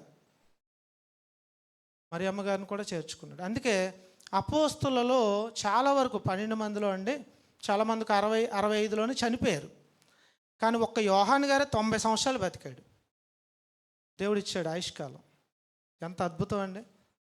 ఏమో యేసు ప్రభు వారి తల్లిని ఆయన గణపరిచాడు, తన తల్లితో సమానంగా చూశాడు అనేమో ఆయనకు ఆయుష్ ఇచ్చాడండి. అలాగే 27 పుస్తకాలు 5 పుస్తకాలు రాశాడు. ప్రపంచంలో ఎవరూ చూడని పరలోకాన్ని ఆయన కంటితో చూశాడు. ఎవరు చూడలేదండి అంత అద్భుతంగా. అంత అద్భుతమైన ప్రపంచాన్ని పద్మాసు ద్వీపంలో ఒంటరిగా సింగిల్గా ఏమండి ఎవరో లేని ఆ చీకటి గదిలో ఆయనకి దర్శనాల ద్వారా మాట్లాడాడంటే నిజంగా ఆయన త్యాగం గుర్తించి దేవుడిచ్చిన గొప్ప అద్భుతం. ఈ 3వ మాటని దేవుడు దీవించుగాక. ఆమేన్. Thank you. ఆయన తల్లి కన్నీరు తుడిచారు. ఆదరణకర్త. అందరికీ వందనాలండి. మనము చక్కటి దేవుని గురించి ధ్యానం చేస్తూ ఉన్నాము. ఎప్పుడు మన జీవితకాలం అంతా కూడా ఆయన ధ్యానం చేసుకుంటూ ఉండాలి. అప్పుడే మన జీవితం చక్కగా ధన్యకరంగా ఉంటుంది, ఆనందకరంగా ఉంటుంది, సంతోషకరంగా ఉంటుంది. తిరిగి మనం ఆయన రాజ్యానికి చేరుకోగలుగుతామండి. ఆయన 4వ మాట పలికి ఉన్నారు కదా. ఏమని పలికి ఉన్నారంటే ఆయన మత్తయి సువార్త 27వ అధ్యాయము 45వ వచనంలో మనకు కనిపిస్తుంది. మధ్యాహ్నం మందు మొదలుకొని 3 గంటల వరకు ఆ దేశం అంతటా చీకటి కమ్మెను. ఇంచుమించు 3 గంటలప్పుడు యేసు ఏలీ ఏలీ లామా సబక్తాని అని బిగ్గరగా కేకవేశారు. ఆ మాటకు నా దేవా నా దేవా నన్నెందుకు చెయ్యి విడిచితివి. ఇక్కడ యేసు ప్రభు వారి యొక్క చెయ్యి విడివబడింది అనేసి ఆయన లోపల అంతా కూడా బాధతో అరుస్తూ ఉన్నారనమాట. చాలా చాలా చాలా భయంకరంగా ఆయన పిలుస్తూ ఉన్నారు. ఎవరిని? తండ్రిని. అంటే తండ్రిగా పైన పరలోకమందులో ఆయన ఉన్నాడు. ఇక్కడ మనిషి కుమారుడుగా ఆయన ఈ లోకానికి వచ్చి ఆయన శ్రమ పడుతూ ఉన్నారన్నమాట. ఎంత శ్రమ అంటే మన దోషములు మన పాపములు ఆయన మీద వేసుకునేటప్పటికీ ఆయన పూర్తిగా మునిగిపోయారనమాట. ఎందులో? మన దోషాలన్నీ ఆయన ఏం చేసినాయి? ముంచివేసినాయి, అంటే కప్పివేసేసినాయి అనమాట. అంటే పరిశుద్ధత ఎక్కడ కూడా లేదు. పరిశుద్ధత ఉంటేనే దేవుడు తండ్రి ఈయనతో సహవాసము లేక చేయి పట్టుకుని నడిపించుకునే అవకాశాలు ఉన్నాయన్నమాట. ఎప్పుడైతే ఈయన మన దోషాలన్నిటిని బట్టి ఆయన మునిగిపోయారో వెంటనే ఆ పరిశుద్ధతకు అపవిత్రతకు ఏం కూడా సంబంధం లేదు గనక తండ్రి ఏం చేశారంటే చూడలేక ఆ ఒక క్షణము లేకపోతే ఒక్క సెకను ఆయన ఏం చేశారు? విడిచిపెట్టేశారన్నమాట. చేతికి ఇంకా ఈ మురికి అంటకూడదు అన్నట్లుగా. ఇప్పుడు డ్రైనేజ్లో ఏదైనా పడిపోయింది అనుకోండి, శాంతం ఏమవుతుంది? అది మొత్తం మునిగిపోద్ది కదండి. అందులో మునిగిపోయినప్పుడు తీయడానికి ఎవరైనా తొందరగా వెళ్తామా? వెళ్ళాం. తీయడానికి ఇష్టపడవు. అది ఎంత ఖరీదైన వస్తువు అయినా సరే ఏం చేస్తాం? ఆలోచిస్తాం కదా. ఆలోచించి అప్పుడు ఏం చేయాలనేది చేస్తాం. కానీ ఆ టైంలో ఆయన బాగా అంత మురికి అంతా కూడా ఎవరి మీద పడిపోయింది? దేవుని మీద పడిపోయింది. అంటే యేసు ప్రభు వారి మీద ఉందన్నమాట. ఆయన డ్రైనేజ్లో ఆ మురికిలో మునిగిపోయి కనిపిస్తున్నారు. కానీ తండ్రి ఏం చేస్తూ ఉన్నాడు? ఆయన పట్టుకోవడానికి అవకాశాలు లేవన్నమాట అండి. పవిత్రతకు అపవిత్రతకు జత కుదరదు కాబట్టి ఆయన ఏం చేశారు? ఆ ఒక్కసారి ఆయన్ని విడిచిపెట్టేప్పటికి ఆయన చాలా ఆవేదన చెంది, అయ్యో తండ్రి నా చెయ్యి ఎందుకు మీరు విడిచిపెట్టారు అని కెవ్వమని ఆయన కేకలు వేస్తున్నారనమాట. వేసినప్పుడు ఆ క్షణమే ఆ 1 నిమిషం వదలకపోతే మనకి క్షమాపణ అనేది లేదనమాట అండి. తండ్రి ఆయనతో ఉంటే ఈ అపవిత్రత అంతా కూడా ఆయన మీద పడటానికి అవకాశాలు లేవనమాట. మనకి ఒక మాట కనిపిస్తుంది. 2 కొరింథీ 5వ అధ్యాయము 21వ వచనంలో కనిపిస్తుందండి. ఏమని ఉంటుందంటే అక్కడ ఒకసారి చదువుతారా? 2 కొరింథీ 5:21 వచనం. ఎందుకు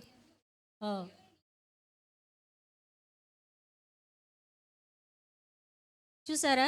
మనల్ని లేకపోతే నన్ను నీతిమంతునిగా చేయడానికి ఆయన ఏమైపోయారంటండి? పాపముగా అయిపోయారంట. అంటే మన పాపాలన్నీ ఆయన మీద పడేటప్పటికి ఆయన యేసు ప్రభు వారిలాగా కనిపించట్లేదు. అందుకే తండ్రి ఏం చేశారు? ఆయన చేయి విడిచిపెట్టారన్నమాట. ఇంకో చోట చెప్తాడు అనట. ఇప్పుడు తండ్రి ఆయన చేయి విడిచాడు కదా, మనల్ని అయితే ఆయన విడవరు. ఎందుకంటే ఆ పరిస్థితి అంతటిని ఆయన ఏం చేస్తాడు? మార్చివేశాడు కదండి. సిలువలో మన కోసం అంతా త్యాగం చేసి ఆయన రక్తం తినించి ప్రాణం అర్పించి అన్నీ మన కొరకు అప్పగించుకున్నారు. కాబట్టి ఇప్పుడైతే మనము బలహీనంగా ఉన్న, అనారోగ్యంతో ఉన్న, బాధతో ఉన్న, ఇబ్బందితో ఉన్న మనల్ని మాత్రం ఆయన విడువడు అనమాట అండి. ఆ మాట మనకి ఎక్కడ కనిపిస్తుంది అంటే ఎబ్రీ పత్రిక 13వ అధ్యాయము 5వ వచనంలో కనిపిస్తుంది. నిన్ను ఏమాత్రమును విడువను, నిన్ను ఎన్నడూను ఎడబాయను అంటాడు. అంటే దేవుడు మనల్ని ఎప్పుడు కూడా విడిచిపెట్టడు అనమాట అండి. మనం ఎప్పుడైతే ఆయన దగ్గరికి వెళ్తామో, ఆయన్ని క్షమాపణ అడుగుతామో, మన పాపాలని ఆయన దగ్గర ఒప్పుకుంటామో, ఆయన క్షమించమని అడుగుతామో, ఆయన మనల్ని ఏం చేస్తారు? ఆయన రక్తంలో కడిగి మనల్ని పవిత్రులుగా చేసి ఎప్పుడు మనం ఆయనకి మొరపెట్టినా ఆయన మనల్ని కాపాడతారనమాట అండి. శ్రమలో, బాధలో, ఇరుకుల్లో, ఇబ్బందులు, సమస్యల్లో, ఏమైనా మనకి చేతకాని సమయంలో అన్ని విషయాల్లో కూడా ఆయన మనకు తోడుగా ఉండి మనల్ని ఆ పరిస్థితులన్నిటి నుంచి కూడా ఆయన చేయి పట్టి మనల్ని లేపుతారనమాట అండి. ఇక్కడ ఈయనకైతే ఆ పాపాలు అన్నీ ఆయన మీద పడేటప్పటికి ఆయన మురికిగా అయిపోయారనమాట అండి, దోషిగా అయిపోయారనమాట అండి. అందుకే తండ్రి ఏం చేశారు? ఆయన చేయి విడిచేటప్పటికి కుమారుడు యేసు ప్రభు వారు తట్టుకోలేకపోయారు. మనం ప్రార్థన చేస్తే, మనం ఆయనకి మొరపెడితే మన ప్రార్థన తప్పకుండా ఆయన ఆలకిస్తారు. మనకి వెంటనే ఆయన జవాబుని ఇస్తారు. ఆయన చేయించి మనకి లేవనెత్తుతారు అనమాట. అంత గొప్ప దేవుణ్ణి మనం తెలుసుకున్నాం కనుక ఆయన్ని మనము స్తుతించాలి, ఆయన గణపరచాలి, ఆయన ఆరాధించాలి. ఆయన ఎప్పుడూ మనం గణపరుస్తూనే ఉండాలి మన హృదయంతో. ఎప్పుడూ మనం ఆయన పూజిస్తూనే ఉండాలి మన హృదయంతో. మన హృదయం ఆయనకి చాలా ఇష్టమైన ప్లేస్ అనమాట. ఈ ప్లేస్ కోసమే ఆయన భయంకరమైన నరకయాతనను సిలువలో అనుభవించారనమాట. మేము శ్రమలో ఉన్నప్పుడు, శోధనలో ఉన్నప్పుడు, భయంకరమైన పరిస్థితి, అది మాకు అర్థం కాని పరిస్థితి, అనుకోకుండా వచ్చిన పరిస్థితి. ఆ సమయంలో నేనేం చేస్తానంటే, పాటల పుస్తకం ఉంది కదండి మంది, అందులో 128వ పాట ఉంటుంది. ఏం పాట అంటే, ఎగురుచున్నది విజయ పతాకం, యేసు రక్తమే మా జీవిత విజయము. ఆ పాట పాడుకుంటూ, అలానే 91వ కీర్తనలో చక్కగా మనం చేయవలసింది ఉంటుంది. ప్రభు మనకి ఏం చేస్తారో, మనల్ని ఎంత ప్రేమిస్తున్నారో అక్కడ కనిపిస్తుంది అనమాట. అది ఈ రెండు కూడా పట్టుకుని పొద్దుటి నుంచి సాయంత్రం వరకు దాంట్లోనే కూర్చున్నాను అనమాట. దేవుని సన్నిధిలో కూర్చుని తలిపేసుకున్నాను, లోపల కూర్చుని ప్రార్థిస్తూ ఉన్నాను. ఆ పాటను వచనం కూడా బాగా అర్థమయ్యేలాగా నేను ప్రభువే మాట్లాడుకునేలాగా చేసుకుని ప్రార్థన చేస్తూ ఉన్నాం. ఈ శ్రమల టైంలోని మా మర్తి గారు, మా ఆడపడుచు, మా మామయ్య గారు అందరూ కూడా ఈయన దగ్గర ఉన్నారన్నమాట అండి హాస్పిటల్లో. వాళ్ళు పొద్దునుంచి సాయంత్రం వరకు ఆయనతోటే ఉన్నారు. నేనైతే వెళ్ళలేకపోయాను. నాకు మామూలుగా ఉండేప్పటికి షుగర్ డౌన్ అయిపోయి భయంకరమైన పరిస్థితి నాకు కనిపిస్తూ ఉంది. పిల్లలు చూస్తేనేమో వాళ్ళకి ఎగ్జామ్స్ ఆ టైంలోని, ఆమె కాలేజీకి వెళ్తుంది, ఈ స్కూల్కి వెళ్తున్నాడు. వాళ్ళని ఆపడానికి లేదు. వాళ్ళు కూడా స్కూల్లో ఒకళ్ళు, కాలేజీలో ఒకళ్ళు ఉన్నారన్నమాట. నేను ఒక్కడిదాన్ని ఇంకా దేవుని సన్నిధిలో సాయంత్రం వరకు నేను వాళ్ళ దగ్గరికి వెళ్ళలేదు, ఈయన దగ్గరికి వెళ్ళలేదు. నేను అసలు దేవుని సన్నిధిలో అలాగే ప్రార్థన చేసుకుని దేవుని సహాయం కోరుకున్నప్పుడు ఆయన అద్భుతంగా ఆశ్చర్యమైన కార్యాన్ని చేశారనమాట. దేవుడు మనల్ని ఎప్పుడు విడిచిపెట్టేవాడు కాదు.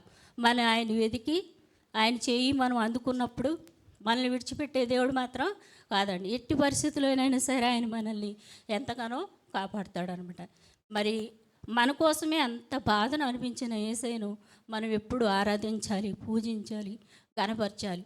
పాప క్షమాపణ ఇచ్చిన దేవునికి ఎల్లప్పుడూ కృతజ్ఞతా జీవితం కలిగి జీవించిన జీవితం ఆయనకి చాలా ఇష్టమైంది కనుక అలాగ మనం జీవించడానికి దేవుడు మనకి సహాయము చేయనుగా. ఆమేన్. ఒంటరి వేదన అనుభవించడానికి గల కారణం అది మన యొక్క పాప భారమే. మనల్ని ఆ పాప భారం నుండి విడుదల చేయడానికి ఆయన ఆ దేవాదేవుని చెయ్యి విడవలసి వచ్చిన పరిస్థితి వచ్చింది. కాబట్టి చదువుకుందాం. యోహాను సువార్త 19వ అధ్యాయం 28వ వచనం.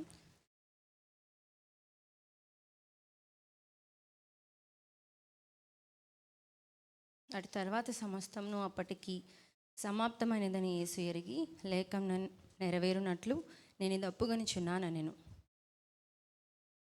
మనం ఫస్ట్ ముందు యేసుక్రీస్తు పలికిన 4 మాటలు మనం చూస్తే ఆయన 12 గంటల వరకు 3 మాటలు మాట్లాడారు, 9 నుంచి 12 గంటల వరకు. ఆ తర్వాత మిగతా 4 మాటలు మాట్లాడారు. అవి త్వరగా ఈ 5 నుంచి 6, 7 చాలా త్వరగా మాట్లాడినట్టు మనం చూస్తాం.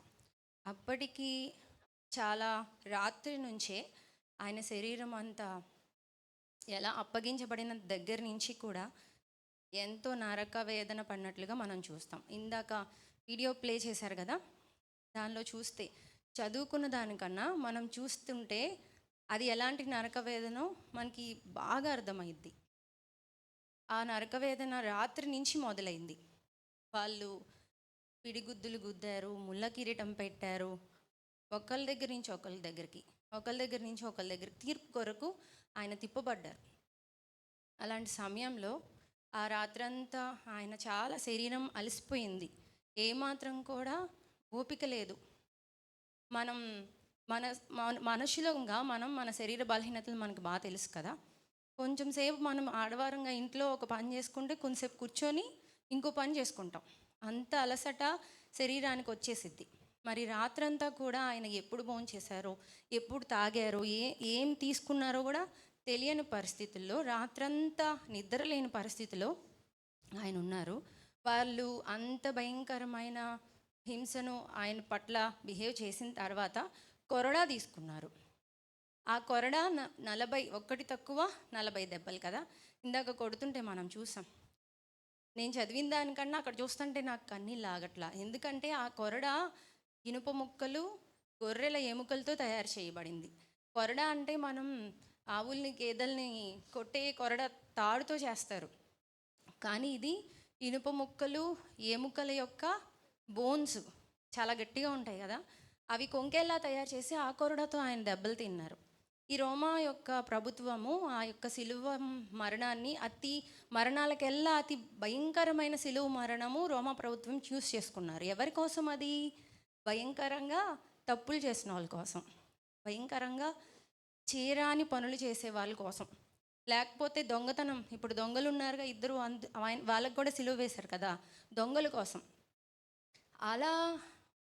అలా కొరడాతో కొట్టబడిన తర్వాత వాళ్ళు దాన్ని 50 కిలోల కన్నా ఎక్కువ, దాదాపు ఆ బరువు ఉండే సిలువ, అడ్డకర్ర నిలువుకర్ర అన్న చెప్పారు కదా, అలాంటి భయంకరమైన బరువుని ఎవరితో బాగా రాత్రంతా చాలా దెబ్బలు కొట్టబడి, కొరడాతో దెబ్బలు కొట్టబడి, వీపంతా ముక్కలుగా రక్తంతో పాటు శరీరం వచ్చేసింది. బాగా శరీరం అంతా ఏమైపోయింది? ఇప్పుడు రక్తంతో నిండిపోయింది. ఆ శరీరం ముద్దలు కూడా వచ్చేసినాయి. ఇంకా లోపల ఏమాత్రం శక్తి లేదు. ఆ 50 కిలోల బరువు ఎలా మోయగలరు? అసలు సాధ్యమా ఒక మనిషిగా? ఏమాత్రం లేదు. మనం చిన్న యాక్సిడెంట్ ఎవరైనా రోడ్డు మీద మనం వెళ్తూ ఉండగా అయిందనుకోండి, ఆ సిచ్యువేషన్ చూస్తే చెమటలు పట్టేస్తాయి మనకే ఏదో అయిపోయిందన్న ఫీలింగ్ మనకు వచ్చేస్తుంది. మన పిల్లల మోకాలకి దెబ్బ తగిలితేనే రక్తం మనం చూడలేం. అలాంటి పరిస్థితుల్లో ఆ భయంకరమైన బరువుని, సిలువు బరువుని, ఆ గోల్గతు ప్రాంతం అంతా, కొండంతా చాలా నిటారుగా ఉండిద్ది. ఆ రాళ్ళు, నిలువుగా సూదుల్లా గుచ్చుకునే రాళ్ళల్లో ఆయన ఆ సిలువ బరువును, ఆ భయంకరమైన వీపుల మీద దెబ్బలు, రక్తము, ఒక పక్క ముళ్ళ కిరీటము, భయంకరమైన బాధ. అది ఎవరి కోసం అంటే మన కోసం. అలా ఆ రోమా సైన్యం అంతా ఆయన్ని భయంకరంగా సిలువలో బాధ పెట్టారు. ఈ సిలువ మోసిన తర్వాత కొండ మీద ఏం జరిగింది? ఆ అడ్డుకర్ర, నిలువుకర్రని ఎవరైతే మోసుకెళ్లారో వాళ్ళతోనే దాని మీదకి వెళ్ళి పడుకున్నారు. చూసారు యేసుక్రీస్తు, ఇందాక మనం వీడియోలో చూసాం, ఎక్కలేకపోతున్నారు దాని మీదకి. అంత ఒళ్ళంతా భయంకరమైన అలా ఎక్కుతూ ఆ సిలువ మీద పడుకుంటే చేతులు చాచలేకపోయారు. ఆయన గట్టిగా లాగేశారు కాళ్ళు చేతులు. ఆ హోల్స్ దగ్గరికి చెయ్యి రావట్లేదు. కొట్టాలి కదా మేకులతో. ఆ మేకులు కూడా ఒక నేకగా కొడతారంట వాళ్ళు. ఆ మేకు కొట్టినప్పుడు నరం తెగ్గకూడదు, రక్తం ఎక్కువ కారకూడదు. ఎందుకనంటే ఆ సిలువలో ఉన్న స్లోగా ఆ బాధను అనుభవించాలని, ఆ స్లోగా బాధను అనుభవిస్తూ కొన్ని గంటలు ఆ బాధను అనుభవించాలని, రక్తం నరం తెగకూడదు, రక్తం ఎక్కువ కారకుండా మేకులను కొట్టినప్పుడు అంత భయంకరమైన సిలువలో వాళ్ళని కొట్టి ఆ హోల్లో దిగబెట్టారు. శరీరం అంతా అసలు రక్తమయమైపోయి ఇంకా ఏ మాత్రం కూడా ఆయనలో శక్తి లేనే లేదు. ఈ 4 మాటలు పలికినప్పుడు ఇతరుల కోసం ఆయన పలికినట్లుగా మనం చూస్తాం. ఇప్పుడు ఈయన పడింది శరీరక బాధ. ఆ దాహం ఎలాంటి దాహం అంటే శరీరం అలసిపోయి ఇంకా ఏమాత్రం కూడా ఆ శక్తి లేని ఆ పరిస్థితుల్లో మనకి ఆటోమేటిక్గా ఇప్పుడే మంచినీళ్ళు తాగొచ్చాను, మాట్లాడుతుంటే ఏమేస్తుంది, దాహం వేస్తుంది. మనిషికి ఒంట్లో ఎంత నీళ్ళ శాతం ఉండిద్ది, 70% వరకు వాటర్ ఉండిద్ది. మరి రాత్రంతటి నుంచి ఆయన తిన్న దెబ్బలు, అలాగే ఆయన పడిన శ్రమ వలన ఆయనకి ఏమేసింది, ఆ బాడీలో ఉన్న వాటర్ అంతా ఇంకిపోయి ఆ బ్లడ్ కూడా ఆ వాటర్తో పాటు బయటకు వచ్చేయడం వల్ల డీహైడ్రేషన్ అయిపోయింది. అంటే ఎండలో మనం వెళ్తే మనల్ని సూర్యుడిని మన దగ్గర నుంచి లాగేసుకుంటుంది, వాటర్ అంతా ఇంటికి వచ్చి వాటర్ తాగుతాం. అలాంటి పరిస్థితి ఆయన అనుభవించి మంచినీళ్ళ కోసం తన శరీర పరంగా మనం ఎలాగైతే ఆ బాధలను అనుభవించి మనకు శరీరానికి మన నోటికి ఎలాంటి దాహం వేసిద్దో అలా పడ్డారు ఆయన. ఆ భయంకరమైన శ్రమలో ఆయన అలాంటి మాటను పలికారు. అదే ఏంటంటే నాకు దాహం వేస్తుంది, నా శరీర పరిస్థితిని బట్టి ఆయన నేను దప్పికొన్నాను, నా శరీరం దాహము గొన్నది అని. ఇలా మనం చూస్తూ ఉంటే కంప్లీట్గా ఆయన మనిషి కుమారులాగా మనకి కనిపిస్తారు. మానవుని పడవలసిన ప్రతి ఒక్క బాధను ఆయన దాహంగా ఆయన అడిగారు. ఎలా మనుషులమైన మనకి దాహం వేసిద్దో మనిషి కుమారుడుగా ఆయన కూడా దాహము కొన్నారనమాట. మనం కొన్ని పరిస్థితుల్లో మనుషులంగా చాలా ఈ పరిస్థితి నాకు రాకుండా ఉండే బాగుండు, లేకపోతే అలాంటప్పుడు వాక్యంలో మనకి ఏం కనిపించింది అంటే నువ్వు పడగలిగినంత శ్రమే నీకు దేవుడు ఇస్తాడు అని మాట్లాడుకుంటాం. నువ్వు అనుభవించదగినదే మనకి ఇస్తాడని దేవుడు మాట్లాడు. కానీ ఈయన అనుభవించిన శ్రమే నాది. అసలు ఒక మనిషి అలాంటి మరణాన్ని ఎవరన్నా అలాంటి భయంకరమైన దెబ్బలు కొట్టి అసలు ఎవరైనా అనుభవించదగినదే నాది? ఎవ్వరూ అనుభవించలేం. కానీ యేసుక్రీస్తు మాత్రమే అది అనుభవించారు. ఆయన ఒక పక్కన మనిషి కుమారుడు, కంప్లీట్గా మనుషుడు, కంప్లీట్గా దైవ స్వరూపి కూడా కదా. ఆయన కుమారుడైన యేసుక్రీస్తును ఈ దెబ్బలన్నీ ఒక్క దెబ్బ మనం తిందామా? ఒక్క కొరడా దెబ్బే, 39 కాదు, ఒక్క కొరడా దెబ్బ చచ్చిపోతాను ఇక్కడే నేను ఖచ్చితంగా. అది ఏంటిది, ముళ్ళ దాన్ని ఎముకలు కదా, ఇనుపు కదా, ఒక్కలాగు లాగితేనే సొమ్మసిల్లి కింద పడిపోతాం. ఆయన మనిషిగానే మన కొరకు పుట్టారు. అలాంటి పరిస్థితిలో ఆ బాధ, ఆ వేదన నాకు అస్సలు తెలియనివ్వలేదు, నీకు అస్సలు తెలియనివ్వలేదు, మనకెవరికి తెలియనివ్వలేదు. అసలు ఆ సిలువ బాధ ఏంటో చూస్తుంటేనే అల్లాడిపోతున్నాం కదా, ఎలా భరిస్తాం? అందుకనే యేసుక్రీస్తుని తన కుమారుణ్ణి ఆయన తండ్రి కుమారుని రూపంలో మనందరి యొక్క పాపము, మన అందరి యొక్క అవిధేయత, మనందరి యొక్క చెప్పాలంటే దుర్మార్గులమైన మన కొరకు, దుష్టులమైన మన కొరకు ఒకే ఒక వ్యక్తి మనిషి రూపంలో మన కోసం దేవుడు పంపించాడు. ప్రవక్తల్ని చంపేశారు. లేఖనాల్లో మనం చూస్తే అడ్డం వచ్చిన వాళ్ళందరినీ చంపేశారు. నువ్వు తప్పు చేస్తున్నావురా అంటే వాళ్ళని చంపేశారు. యేసుక్రీస్తుని కూడా అదే రకంగా ప్రవచనాలు నెరవేర్పు మనం ఇప్పుడు చూద్దాం. ఇప్పటి వరకు ఆయన ఎందుకు దాహం వేసిందంటే రాత్రి నుంచి మధ్యాహ్నం 3 గంటల వరకు ఆయనకు ఒక చుక్క దాహం లేదు, తినడానికి ఆహారం లేదు. కాబట్టి ఆయన శరీరం అంతా నలిగిపోయింది. కాబట్టి ఆయన దాహము కొన్నారు. మనిషి రీతిగా ఆ మాటను ఆయన పలికారనమాట. మనం ఇంకా లేఖనాలు చూస్తే ఆ నెక్స్ట్ మాట ఏమని ఉండిద్దంటే, సమాప్తమైన యేసు ఎరిగి లేఖనము నెరవేరినట్లు నేను దప్పికొన్నానన్న మాట.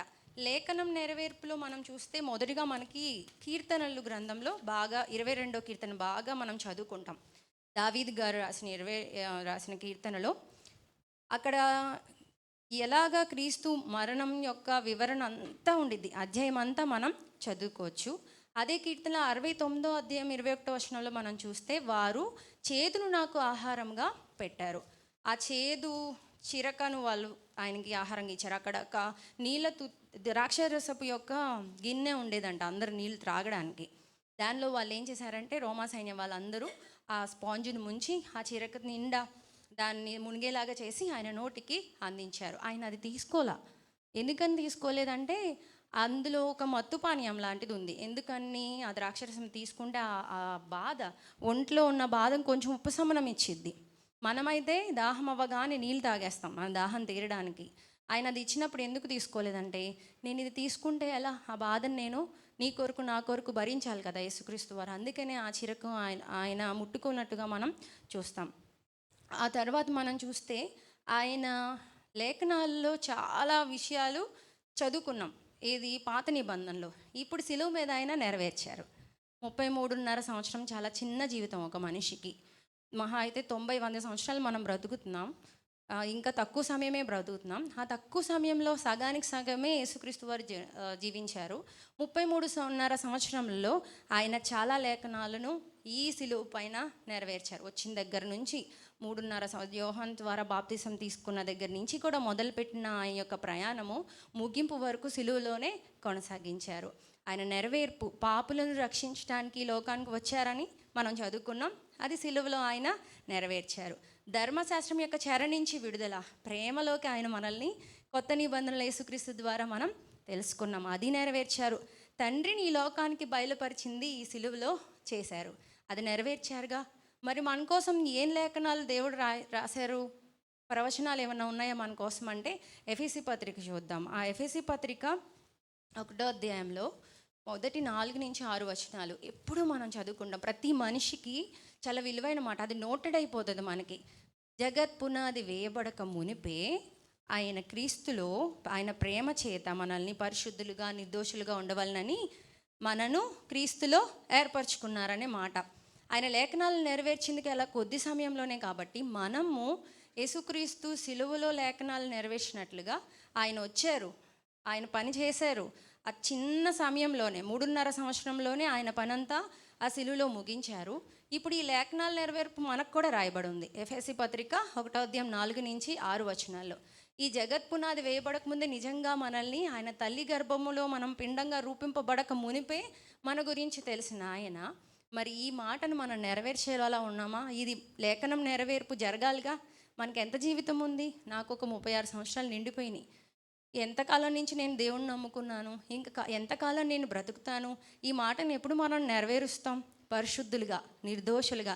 ఈ రోజుల్లో ఒక్క పరిశుద్ధత అనే మాట ఏ వ్యక్తిలో కూడా కనిపించట్లా. నిర్దోషి అనే మాట కూడా మనం చూడలేకపోతుంది. ఇవన్నీ జయించలేకపోతే ఏ విధంగా మనం యేసుక్రీస్తు లేఖనం నెరవేర్చినట్లు ఆయనలా జీవించాలని, ఆయనలా కూర్చోవాలని పాటలు పాడతాం కదా. మనం ఆయనలో ఉండాలని, ఆయనతో నడవాలని, ఆయన ఎలా చేశారో అలా చేయాలని ఉన్నట్లే మనందరము ఆ ఆటను నెరవేర్చాలి. ఆ ఆశ మనలో ఉంది కాబట్టి, నా ఆశ తీరిద్ది నీ మందిరంలో. ఎప్పుడు ఈ వాగ్దానాన్ని, ఈ లేఖనాన్ని యేసుక్రీస్తులాగా మనకున్న కొద్ది జీవితంలో చేసినప్పుడు ఖచ్చితంగా మనం ఈ లేఖనాన్ని నెరవేరుస్తాం. ఈ బాధంతా జరుగుతున్న సమయంలో అక్క ఇందాక చెప్పారు, యేసు ప్రభువుని తండ్రి విడిచిపెట్టారంట. ఎందుకో తెలుసా? లోకంలో ఉన్న మనందరి కోసం, చనిపోయిన వారందరి కోసం, తర్వాత మన తరాల్లో పుట్టేబోయే వారందరి కోసం ఏకైక వ్యక్తి, ఒకే ఒక వ్యక్తి ఆయన సిలువలో మరణించి ఆయన రక్తం ద్వారా మనల్ని విమోచించారు. ఈ వార్త మనకి తెలిసింది, ఇంకా అందరికీ తెలియాలి. ఆయన చనిపోయి సిలువలో మళ్ళీ పునరుద్ధానమైన తర్వాత కూడా ఆయన దాహంగా ఉంటున్నారు. ఎందుకని? ఆయనకి లేఖనం ఒకటే నెరవేర్పు కాదు, ఆత్మల యొక్క భారం కూడా ఆయనకుంది. మనం ఈ ఆత్మల యొక్క రక్షణ భాగ్యం కొరకు ఒక 2 సందర్భాలు మనం చూసి ముగించుకుందాం. ఏ ఆత్మల రక్షణ చెప్పగానే మనకి ఏం గుర్తొస్తుంది? మనం కొన్ని మంచి పనులు చేస్తాం. అవన్నీ కొన్నిసార్లు ఇక్కడ మత్తయి సువార్తలో 25వ అధ్యాయంలో 35-40 వచనాల్లో ఒక సందర్భం రాయబడి ఉండిద్ది. ఆ సందర్భంలో యేసుక్రీస్తు, ఈ నా సహోదరులో ఒక్కరికి చేస్తే నాకు చేసినట్లే అని వాళ్ళు అంటారు. మేమెప్పుడు నీకు దాహం తీర్చామయ్యా, మేమెప్పుడు నువ్వు దిగంబరిగా ఉంటే బట్టలు ఇచ్చామయ్యా, నువ్వు ఎప్పుడు ఇలా చేశామయ్యా అని అడిగితే ఆయన ఏమంటారంటే ఎవరైతే మన దగ్గరికి వచ్చి సహాయంగా కావాలని అడిగారో వాళ్ళకి చేయడం నాకు చేసినట్టే.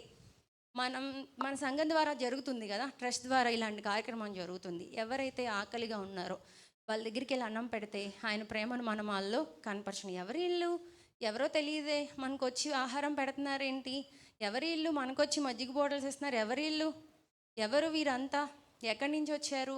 క్రీస్తు ప్రేమలోకి అడగబడిన మనం అందరము అవసరతలను తీరుస్తూ అక్కర్లను తీరుస్తూ మన చేతనైనంత పని, ఎంతకాలం జీవిస్తామో తెలియదు, ఎంత సంపాదించుకున్నది ఎక్కడికి తీసుకెళ్తామో తెలియదు, జీవితకాలం అంతా. ఎందుకో తెలుసా? పాపంలో శాపంలో పడి ఉన్న ఒక సమరయ స్త్రీ ఇక్కడ ఉంది. ఆమె ఆధ్యాత్మికంగా చాలా పడిపోయింది. యోహాను సువార్త 4వ అధ్యాయంలో చూస్తాం ఆ స్త్రీని. ఆ స్త్రీ యేసుక్రీస్తు ఆ బావి దగ్గర ఆగారు. సుకారు అనే బావి యాకోబు గారు తవ్వించిన బావి. ఆమె నీళ్ళు చేదుకోవడానికి వచ్చింది, తోడుకోవడానికి కుండ తీసుకొని. యేసుక్రీస్తు వారు అక్కడ నిలబడిపోయారు, శిష్యులేమో ఆహారానికి వెళ్ళారు. అప్పటికి చాలా తిరిగి అలసిపోయి ఆయన నిజంగా శరీరదాహంగా ఉంది, కానీ అక్కడ కూర్చున్నారు. ఎందుకు కూర్చున్నారంటే ఆవిడ ఒక సమరయ స్త్రీ కోసం, ఆ యొక్క రక్షణ కొరకు, ఆత్మల భారం కొరకు ఆయన అక్కడ వెయిట్ చేస్తున్నారు. ఆ సమయంలో సమరయ స్త్రీ వచ్చి నీళ్లు కావాలని ఆయన అడిగారు. కానీ ఆవిడికి ఏం దాహం తీర్చారు ఆయన? నేను జీవజల, ఇంకా నిత్యము నేను ఇచ్చే నీళ్లు తాగితే అసలు ఏ రోజు నీకు దాహం వేయదని చెప్పారు. ఈ మాటకు చెప్పే ముందు మనం అందులో 7వ వచనం చూస్తే ఆయన దాహంకి ఏమని అడిగారు. ఆమె ఎందుకు నేను ఎలా ఇస్తాను, యూదులు సమరయులు ఎలాగా మాట్లాడుకుంటారు, ఎలా తీర్చుకోగలరని అడిగిద్ది. 14వ వచనంలో దేవుడు ఈ మాట చెప్తారు, నేను ఇచ్చే నీళ్ళు నువ్వు తాగినప్పుడు ఎప్పుడు అదేంటి ఇలా మాట్లాడుతున్నారు? ఇంకా డిస్కషన్ పెంచి పాపము గురించి ఎత్తారు. ఆమె లోపల హృదయంలోది నుంచున్న నేను, నా హృదయంలో ఏముందో మీరు ఎవరన్నా గ్రహించలేరు. ఆయన దైవత్వం కలిగిన ఆయన వచ్చిన పని ఏంటి? తండ్రి చిత్తం నెరవేర్చడమే. ఒకరిలో ఉన్న పాపాలని ఆయన మీద వేసుకొని జరిగించడమే ఆయన పని కదా. అందుకే ఆమె హృదయంలో ఉందంతా ఈయన చెప్పేసరికి ఫస్ట్ ఆమె ఏమనుకుంది? ఈయన ఒక యాజకుడేమో, ప్రవక్త ఏమో, ఈయన ఇంకేటేదో అనుకుంది. తన హృదయంలోని పాపం అంతా చెప్పగానే ఈయన మెస్సయ్య అంది. మెస్సయ్య అని గ్రహించింది. యూత్ ఇప్పటికీ మెస్సయ్యని గ్రహించలేకపోతున్నారు. ఆయన దీనుడుగా రారనుకుంటున్నారు అందరూ. ఆయన దరిద్రుగా లేదు, ఆయన ఇంత దీనత్వం కాదు, ఇంత తగ్గించుకునేవాడు కాదు యేసుక్రీస్తు అని ఇంకా యూదులు అంటున్నారు. ఆయన ఎక్కడో పరలోకము శాశ్వతమైన దానికోసం ఆయనే మెస్సయ్య అని గ్రహిస్తారు. కానీ ఈమెం గ్రహించింది? ఈయన మెస్సయ్య అని గ్రహించింది. నాలో పాపములు, మనలో పాపములు చెప్పగల ఏకైక వ్యక్తి అంటే ఎవరంటే మనల్ని సృష్టించిన దేవుడు మాత్రమే అది గ్రహించగలరు. ఎవరైనా క్షమించగలరా? నా పాపంని మనుషులు ఎవరైనా క్షమించగలరా? మన పాపంలో మనుషులు ఎవరైనా క్షమించగలరా? ఎవ్వరు క్షమించలేరు. అవసరమైతే చూటుపోటు మాటలు మాట్లాడతారు, ఇంకొకరి దగ్గరికి వెళ్ళి 10 మాటలు వేసి చెప్తారు. కానీ యేసుక్రీస్తు ప్రతి భయంకరమైన విడుదల పొందలేము. ఇంకా నా వల్ల కాదు అనుకున్నవి కూడా ఆయన వాళ్ళని గ్రహించి వాళ్ళను పట్టుకొని, ఆ రక్తస్రావం కలిగిన స్త్రీ వెనకాల నుంచి ఉండిద్ది, జనసమూహం అంతా ఉన్నారు. యేసుక్రీస్తు దగ్గరికి వెళ్ళలేకపోతుంది. తనలో ఉన్న బాధను అందరి ముందు చెప్పుకుంటూ అవమానపరుస్తారేమో అనుకుంది. కానీ ఆయన దగ్గరికి వెళ్ళి వస్త్రపు చెంగు పట్టుకుంది. వెంటనే ఆమె రక్తస్రావము కట్టెను అని రాయబడిద్ది. ఆ విశ్వాసం నీకు నాకు ఉండాలి. ఎంతో భయంకరమైన పరిస్థితుల్లో చాలా మనం అనుభవించి దేవుని మందిరానికి వచ్చాం. ఎన్నెన్నో హాస్పిటల్కి తిరిగి వచ్చి ఉంటాం. ఎంతోమంది వైద్యుల దగ్గరికి, గుళ్ళు గోపురాలు తిరిగి వచ్చి ఉంటాం. నాకు తెలిసి నా చిన్నప్పటి నుంచి నేను విన్నది, చదివినది పరిశుద్ధ గ్రంథం మాత్రమే. ఇది ఒక్కటే నిజం. నాకు తెలిసింది ఇది ఒకటే నిజం. ఇంక భూలోకంలో ఏ బుక్కు నన్ను మార్చలేదు, ఏ బుక్కు నన్ను రక్షించలేదు, ఏ పుస్తకంలో ఉన్న మాటలు కూడా నన్ను పరలోకం చేర్చలేదు. నేను నమ్మాను. ఇంకొక బుక్ చదవాల్సిన అవసరం నాకేంటి? ఇంకొకరు దేవుడిని ఆరాధించాల్సిన అవసరం నాకేంటి? ఆమె మెస్సయ్యని గ్రహించింది, ఊరంతా తీసుకొచ్చేసింది, ఊరిలోకి తీసుకెళ్ళిపోయింది. ఆయన మాటల్ని మెస్సయ్య వచ్చాడని ఆ సంతోషం, ఆనందం పట్టుకోలేకపోయింది. అప్పుడు ఆయన దాహం తీరింది. ఆయన ఆమె నీళ్ళు చేదడం కానీ, ఆ కుండతో ఆయనకి ఇవ్వడం కానీ ఇక్కడ రాయబడిద్దా? లేదు. ఆయన నీళ్ళు తాగినట్టు ఏమైనా కనిపించదు. శిష్యులు వెనకాల వస్తారు, వచ్చి ప్రభు రా భోజనానికి వెళ్దాము అని అంటే, నేను ఆల్రెడీ నా ఆహారం అయిపోయింది, తండ్రి చిత్తం జరిగించడమే కదా నా ఆహారం అన్నారు. ఇలాంటి సమరయ స్త్రీలా చాలామంది ఉంటాం కదా మనమే. మన జీవితాల్లో అలాంటి వారమే మనందరం. వ్యభిచారం మందు పట్టబడిన స్త్రీ, ఇంకా రాళ్ళేసిన వాళ్ళందరూ పరిగెత్తుకొని పారిపోయారు. యేసుక్రీస్తు ఒక్కరు అక్కడ నుంచున్నారు. ఆయన ఏదో రాస్తున్నారు కింద. ఎందుకు నాకు ఏ శిక్ష విధించలేదు? ఇంక నువ్వు పాపము చేయొద్దు, నీ పాపాలు క్షమించబడ్డాయి. వెళ్ళి ఆయన వేడుకుందా, కాళ్ళు పట్టుకుందా, నేను తప్పు చేశానని అడిగిందా? మన హృదయంలో వేదన, బాధ కూడా అలాంటిదే. ఎవ్వరితో చెప్పుకోలేం. ఎవ్వరూ మన దగ్గరికి వచ్చి ₹1 ఇచ్చేవాళ్ళు తక్కువైపోయారు, ప్రేమను పంచేవాళ్ళు కూడా తక్కువైపోయారు. నిరాశ్రయంగా ఉన్న వాళ్ళకి ఆకలి తీర్చడానికి రెడీగా ఆయన ఉంటారు. ఆశ్రయం లేని వారికి రెడీగా ఆయన ఉన్నారు. అదే ఆయన దాహం, ఆత్మీయ దాహం. ఇలా సమరయ స్త్రీలు, ఇలాగా వ్యభిచారం మందు పట్టబడిన స్త్రీలు, రక్తస్రావం, ఇలా 3.5 సంవత్సరాలు అనేక ఆత్మలను ఆయన రక్షించారు. నన్ను కూడా అలాగే రక్షించారు, మిమ్మల్ని కూడా అలాగే రక్షించారు. చిన్ననాటి నుంచి దేవుని మందిరానికి వస్తున్నాము. కొన్ని సంవత్సరాలు, 15 సంవత్సరాలు గడిచిపోయినాయి. వాక్యం చదువుతున్నాం, పాటలు పాడుతున్నాం, చక్కగా మందిరానికి కరెక్ట్గా వస్తున్నాం. కానీ దేవుడి వాక్యము అంతగా బుర్రలోకి ఎక్కట్లా. ఈ క్రీస్తు మరణము, సిలువు మరణము ప్రతి ఒక్కరి హృదయాల్లోకి సరిగ్గా ఎక్కట్లా. అందుకే ఇంకా పాపంలోనే ఉండిపోయాం. ఆ సమయంలో యేసుక్రీస్తు వారు నన్ను పట్టుకున్నారు. నువ్వు ఇంకా ఈ పాపంలో ఉండొద్దు, ఈ దోషభరితమైన జీవితం నీకొద్దు అని నాతో మాట్లాడారు. అప్పటి నుంచి పెళ్ళైన ఇప్పటి వరకు కూడా ఈ 18 సంవత్సరాలు ఆయన సేవలోనే నన్ను కొనసాగిస్తున్నారు. యేసుక్రీస్తు దాహం ఎలాంటిదంటే, మనలో ఎవ్వరితో చెప్పుకోలేని బాధను మన దగ్గరికి వచ్చి రక్తం కార్చి, ఆ గొర్రె పిల్ల ఏ విధంగా తప్పిపోయిద్దో, ఆ తప్పిపోయిన గొర్రె కోసం ఇలా ఆయన రక్తం కార్చారు, ముళ్ళల్లో తొక్కబడ్డారు, గోతుల్లోకి తిరిగారు. అలా వెతుక్కుంటూ మన దగ్గరికి వచ్చారు, నా దగ్గరికి వచ్చారు. అప్పుడు మనం ఏం చేయాలి? మన హృదయం అనే తలుపును తెరవాలి. ఈ సమరయ స్త్రీ తెరిచింది, ఆ రక్తస్రావం కలిగిన స్త్రీ తెరిచింది. ఇంకా నేను నా హృదయాన్ని తెరిచాను, మీరు మీ హృదయాలు తెరిచారు. ఇంకా తెరవవలసిన వాళ్ళు చాలా ఉన్నారు. అందుకే ఆయన ఆత్మల దాహంగా ఉన్నారు. ఈయన పునరుద్ధానం అయిపోయిన తర్వాత ఎన్ని ఆత్మలు రక్షించబడుతున్నాయి, అదే మన భారంగా మనం జ్ఞాపకం చేసుకుందాం. సిలువు పైన అక్కడున్న రోమా ప్రభుత్వం వాళ్ళు ఉన్నారు కదా, ఆయన దాహం అడిగినప్పుడు ఆయన దాహాన్ని తీర్చలేక ద్రోహులైపోయారంట. మరి ఆత్మీయ దాహం తీర్చని మనమేమవుతాం? మనం జ్ఞాపకం చేసుకుందాం. మనకు రక్షణను అనుగ్రహించారు. సిలువలో అస్సలు భరించలేనంత బాధ, ఆ నొప్పి కూడా నాకు తెలియకుండా, ఆ బాధ కూడా తెలియకుండా నిజంగా ఆ దెబ్బలు నేనే తినాలి, ఆ దెబ్బలు మనమే తినాలి, ఆ ముళ్ళ కిరీటం మనకే పెట్టాలి, ఉమ్మి వేయడం ఎంత అవమానకరం అది.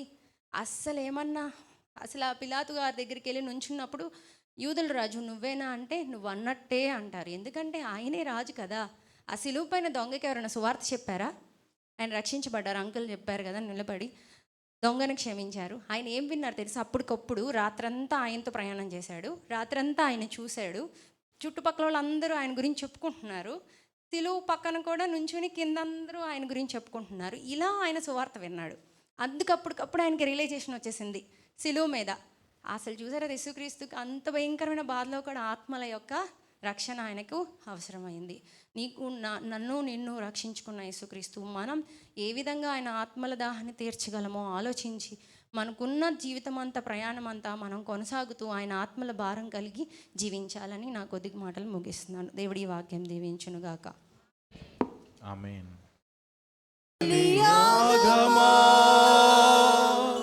ఇంతటి బలియాగమా, సిలువ మరణమా నీకు ఈ లోకంలో, ఫలితంగా మోక్షమా మాకు నీ రాజ్యములో.